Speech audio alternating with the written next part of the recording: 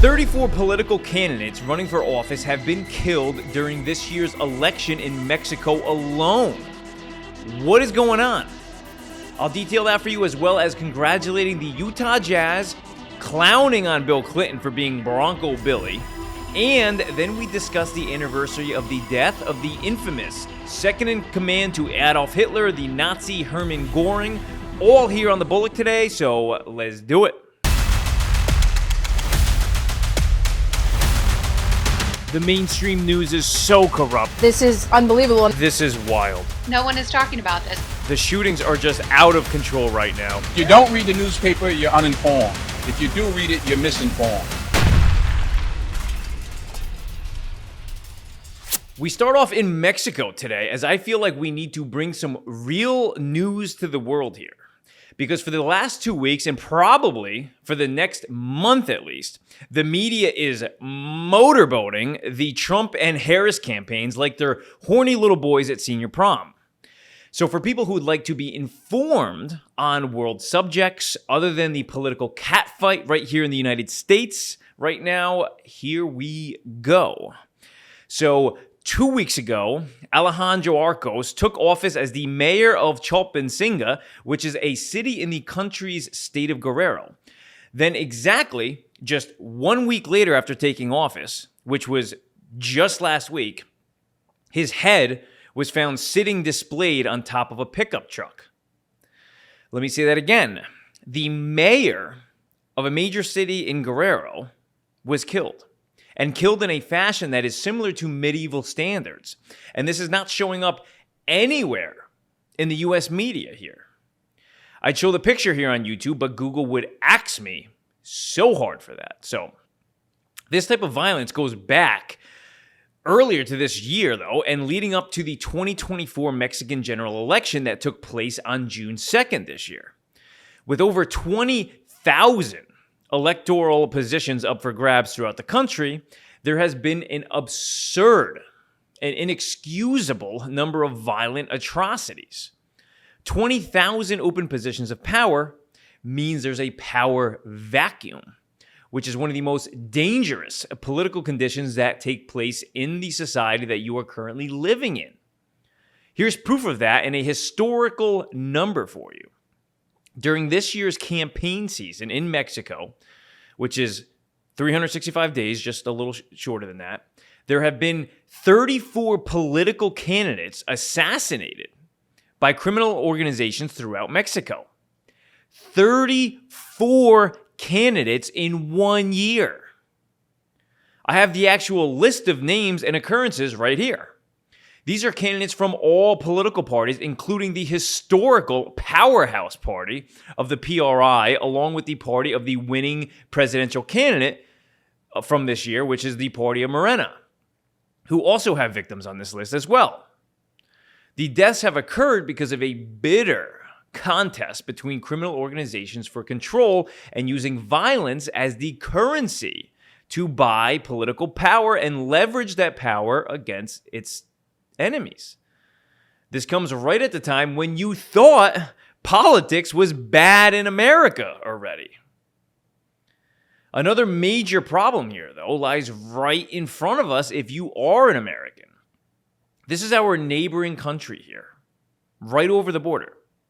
If this is the first time you're hearing about this right now, you need to watch a different news channel that isn't focusing 100% of its time on how cringy Kamala Harris's laugh is, or a channel that is greatly suffering from Trump derangement syndrome, which is basically all of television. Look at this list of every political candidate that was assassinated during Mexico's 2024 general election season. It goes on, and we're not even at the bottom of it yet. This isn't a century worth of political candidates. This all took place in less than a year during one election cycle and all ended in violence. It looks like an NFL football roster, the amount of people on this list. Now, even worse news than this, Mexico's newly elected president, Claudia Sheinbaum, who took office just 2 weeks ago, has pledged to stick with the quote-unquote hugs, not bullets strategy of using social policy to tackle crime at its roots in Mexico. Now, I don't even have to decipher what a horrendous idea that is, but we all know that she is probably just doing whatever political gymnastics she has to do in order to please whoever pumped the gas into her engine throughout her campaign. So, hugs, not bullets. We will see how that policy plays out. Now, changing gears here and heading into thumbs up and thumbs down now, we start with a huge thumbs up here to the Utah Jazz. Thumbs up, average Joes can play! As they announced lower prices for concessions at their games this season. A more fan-friendly menu is being rolled out that includes about a 45% drop in prices on all items, such as a bottle of water being now just $2, nachos down to $3, and hot dogs also being now just $3. If you've ever been to a professional sports game in the last 5 years, 10 years, and even longer, to be honest, there's nothing under $10, except maybe a can of soda, maybe a water. If you want a beer or any type of actual meal, you typically end up paying the same amount for in-stadium snacks as you did for your own ticket to get there in the first place. And that's not even including parking. So shout out to the Utah Jazz on this one. Hopefully other teams follow suit. And now a major thumbs down here to Bronco Bill Clinton here.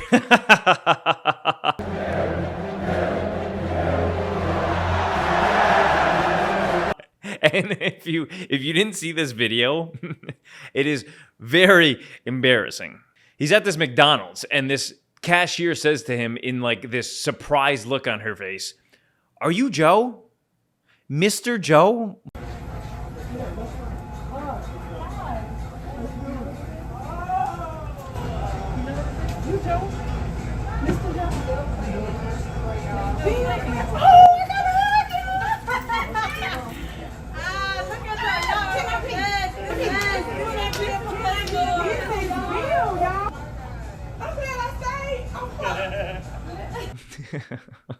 Thinking he's Joe Biden.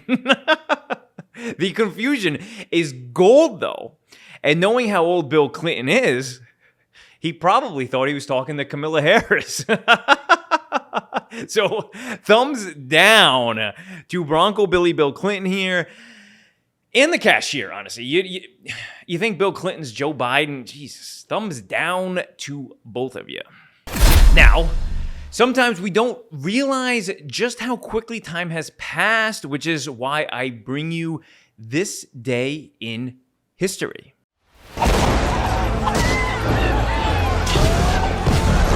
Which specifies the unconditional surrender of Japan. The president has been shot. Today, 78 years ago, in 1946, Herman Goring, commander-in-chief of the Luftwaffe, president of the Reichstag, head of the Gestapo, prime minister of Prussia, chief forester of the Reich, chief liquidator of sequestered estates, supreme head of the National Weather Bureau, and Hitler's designated successor, dies by his own hand. Goring was an early member of the Nazi Party and was wounded in the failed Munich beer hall putsch in 1923. That wound would have long-term effects, though, as Goring became increasingly addicted to painkillers throughout his life. Not long after Hitler's accession to power, Goring was instrumental in creating concentration camps for political enemies, and it was Goring who ordered the purging of German Jews from the economy following Kristallnacht in 1938. He eventually confiscated Jewish property and businesses. Goring's failure to win the Battle of Britain and prevent the Allied bombing of Germany led to his loss of stature within the Nazi Party. Aggravated by the low self-esteem with which he was always held by fellow officers because of his egocentrism and position as Hitler's right-hand man, he emotionally collapsed. As the war progressed, he dropped into depressions and continued to battle drug addiction. When Goring fell into U.S. hands after Germany's surrender, he had in his possession a rich stash of parakodine pills, which is a morphine derivative. He was tried at Nuremberg and charged with various crimes against humanity, but despite a vigorous attempt at self-acquittal, he was indeed found guilty and sentenced to be hanged.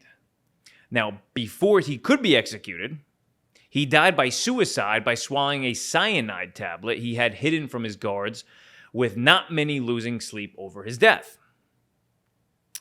Unfortunately, though, his death wasn't the spectacle that everyone had hoped for, which was him dying in the gallows after a guilty verdict. So, now, a lot of times covering the news can get nasty. You're talking about a lot of bad things. So each news show, I will ensure that I do cover some good news here, as it does still exist. In this hyper-polarized world we live in, yes, there are some good news, some very good news, a lot of good news and things to harp on. So good news, here we go.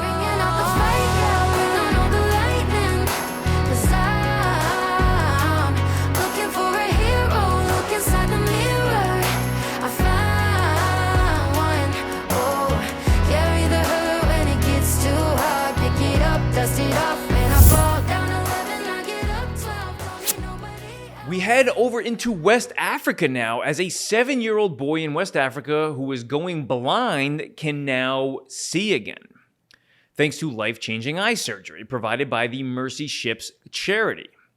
Mamadou, whose last name was not provided, was born with bilateral cataracts, a condition in which cataracts develop in both eyes before birth or soon afterwards. When left untreated, the condition can lead to total blindness in some cases. Mamadou, who is from Waterloo, Sierra Leone, wasn't able to see much of anything, who's an optometrist who also works with Mercy Ships in Sierra Leone. He could tell there was a light that was being turned on, but he couldn't even really tell that a hand was being waved in front of his face. He really couldn't see the world around him very much. Salamatu, who is Mamadou's mother, tried several times over the years to get her son the surgery he needed, but local hospitals would not do it. Over time, his vision worsened. Then Mercy Ships docked its hospital ship, the Global Mercy, in Freetown, Sierra Leone, to provide safe surgeries to residents for free. And Mamadou was selected.